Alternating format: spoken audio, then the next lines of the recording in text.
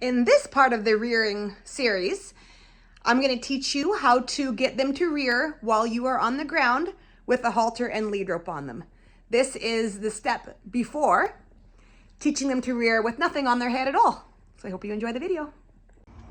And again, we're going to start with the halter. So just going to back up a little bit. So you want to use those 4 phases that I talked about in the other videos. Phase 1. He's not going to have any clue what phase 1 means at first, and that's okay. And then you want to increase your phases. So my phase 1, and he does not remember how to do this. I have not done this with him for years. So hopefully you can see his progress, and I'll show you how to build upon it. So phase 1 that I did is like this. Okay, he's not doing it, so now I'm doing phase 2, walking towards him. Phase 3, grabbing the reins. Phase 4, there, good boy. Then you leave him alone, give him comfort. I just took a little try there. So the point is, in doing that he's going to start doing it at phase 1 because he doesn't want me to go to phase 4. They don't want their faces bugged. Horses by nature are comfort creatures. And so he doesn't know what I want yet. He's kind of like, eh. But notice how first you got to teach them on their back. That's the easiest way I found. Maybe for others it's different. But me personally, teaching them to rear on the back is easier, and then going to the ground. Usually it's groundwork first, but in this instant it's easier because I've already taught him that when I cluck, which means go, so that's what I did with him. You notice? I went like that. I clucked. I don't want to do it too loud, otherwise he'll walk off on me or come to me. And then I also held him back with the reins. So that's my phase 4, telling him to go and holding him back. So let's try again. Phase 1, I'm going to go like this to him. Phase 2, I'm going to walk towards him. Phase 3, I'm going to grab the reins. Phase 4, I'm going to pull on his head and cluck. So here goes. Phase 1. He's thinking about it. Phase 2, walk towards him. Phase 3, grab the reins. Hold back. Cluck. There. Get a little try again. Remember, just take a little effort. Only when I notice he's being lazy is when I'm going to ask for more. But he was actually trying to figure out what I wanted there, so I'm going to leave it. And eventually you're going to notice he's going to start doing it when I do phase 1 or 2 because he doesn't want me to go to phase 4. Just give him a moment to give him some comfort, to show him that he did the right thing. And then he knows next time, the quicker I rear, the quicker I get comfort. So you motivate the horse by speaking their language, which is comfort. And food is another one. Treats are motivating for them as well. But you don't want to do too many treats, otherwise they start getting grabby. And that's where clicker training is also a great idea. All right, so here we go. He knows I want something. Okay, and then phase 2, 3, 4. Yeah. Good boy. Okay, now he's starting to know what I want, so that's good.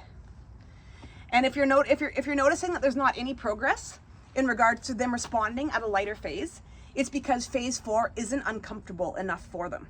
They have to be motivated to want to respond quicker. For example, if that less dominant horse is in that hay pile and the dominant horse goes running at them but doesn't bite them or kick them, well, that less dominant horse isn't going to leave that hay pile because he's not motivated to. He's like, I'll just eat with you. You don't actually mean it. You don't mean your phase 4. Only if they get a stronger motivation will they move at a lesser phase. So I'm going to make my phase 4 a little more uncomfortable for him. Not harsh or mean, just a little more motivating, a little more commotion, a little more clucking, a little more like just a little bit more commotion, because horses don't like commotion. They want to keep it calm and relaxed. So it's just a motivator for him to respond to me at a lesser phase. So let's try again. I'm just going to move him up a little bit so you can see better. Ooh. Maybe if I get him to face me, it might be better too. Let's see. There we go. All right. Nope. Stay there. I'm sorry. I taught him how to bow. So I shouldn't have stopped there. By me stopping, he thinks he's going to get away with going like this, and that's not actually what I wanted. But it's kind of funny because he thought, oh, maybe if I do a little leg thing, I'm going to get a release. And he did, unfortunately, because I thought it was funny and cute. But let's try again. And I'm not going to take that this time. If I keep taking it over and over and giving him release, that's all he's going to do. And that's not what I want. So let's try again. Nope, that's not what I want. Let's do it. Yeah, come on. Good boy. Good boy. Good boy. So you notice how I did a little more firm phase 4, and I went through the phases a little quicker because I want to motivate him to do it at phase 1, and he's not responding very quickly. So I have to motivate him to not want phase 4 to happen. All right, so a little bit of comfort, and I'm going to ask him. He's getting a little bit lazy now, so here we go.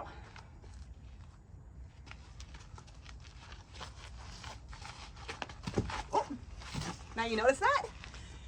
Now you see, he responded a little bit quicker. I wasn't quite at the full phase 4 yet. All I did was pick up the reins, and instead of having to pull or cluck, he just went right up. So it's getting better. That's good improvement. And now I could leave it at that for today, but I'm not gonna. I want him to respond usually I leave it for the day if I get a response at phase 2 or less. So he didn't quite try hard enough there. Now, if you're starting to get impatient and frustrated at this point, then and if they do that, then leave for the day. Let it go. Let them sit on that for the night. Awesome job. But I'm gonna ask for a little more because he's not getting frustrated or annoyed. He's just kind of blah.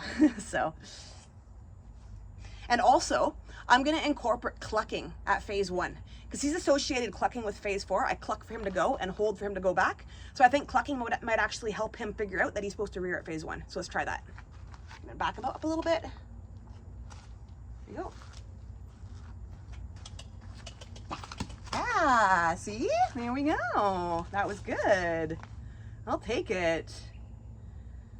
For the sake of the video, I'm gonna do maybe 1 or 2 more, but that was really good, and that you can take that for the day and leave it, and tomorrow if you come and work on it, it'll be even better. It wasn't a very high rear, but that's okay. Take what you get and do little steps. All right.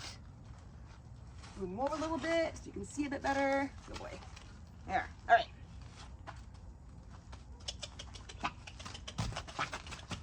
There, and you see how I asked again? He did a little one, and I didn't release, and you notice how he's licking and chewing now? If I had released when he did that really little lazy one, he wouldn't be licking and chewing right now. But because I asked again, and he tried a little harder, now he's like, okay, I get it. I got to put in a bigger effort to get a release. And that clucking thing's really working now, so that's cool. Now I figured out a little trick to not have to go to phase 4. And so it's getting better already. And that's why you need to use the reins for this before you do it without anything on him, because you got to get your phase 1 good. If I take the reins off and he's not responding at phase 1, then when I go up to phase 4, I have nothing to hold to tell him to go up, and it's going to fail. So start with the lead rope on him first. All right, I'm going to do 1 more, and then we're going to go to nothing. I'm just going to move him over here. Come on, move over, baby. All right. Okay, here we go.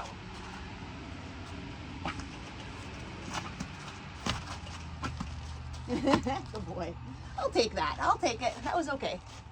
And that's good. For me not having done that for like years with him, he did an awesome job. So I'm going to take that for the day. And if I want, I can build on it another day. And next we're going to do the, we're going to take the halter off.